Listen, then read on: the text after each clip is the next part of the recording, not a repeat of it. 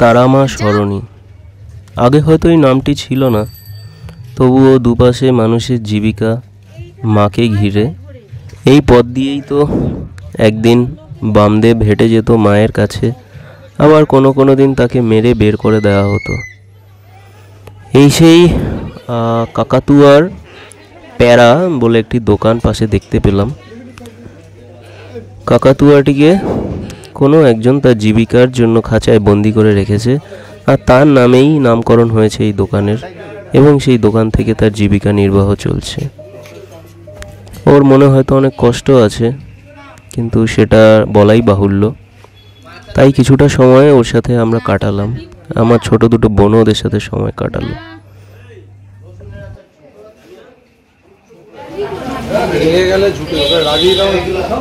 ডাক কর না রে। ধর একটা ছবি তুলি। ও পোজ দিচ্ছে রানী। ও কি মেয়ে না? মেয়ে। রানী রানী।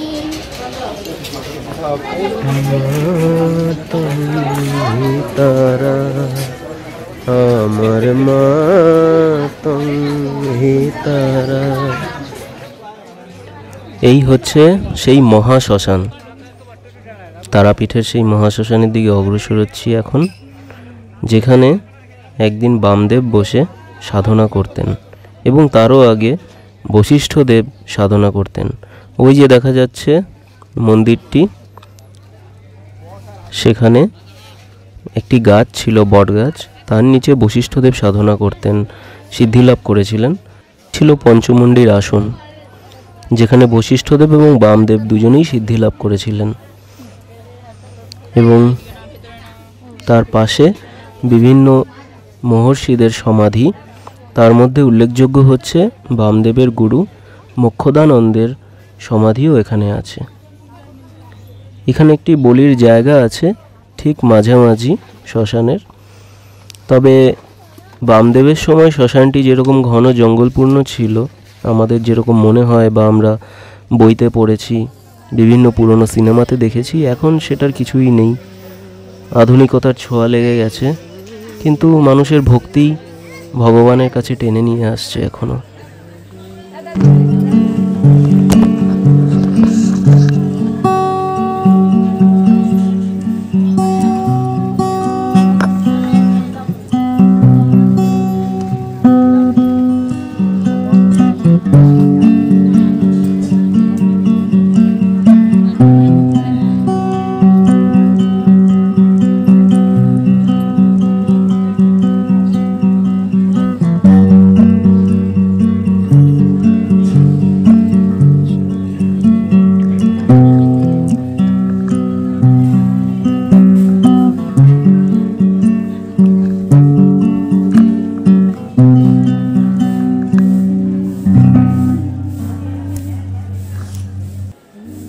আমার মাটির ঘর যে সোনার ঘর মা,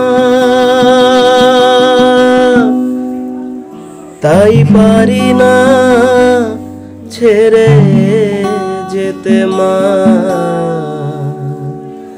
আমার মাটির ঘর যে সোনার ঘর মা, আমার মাটির ঘর যে সোনার ঘর মা, তাই পারি না ছেড়ে যেতে। চাই না মাগো রাজা হতে।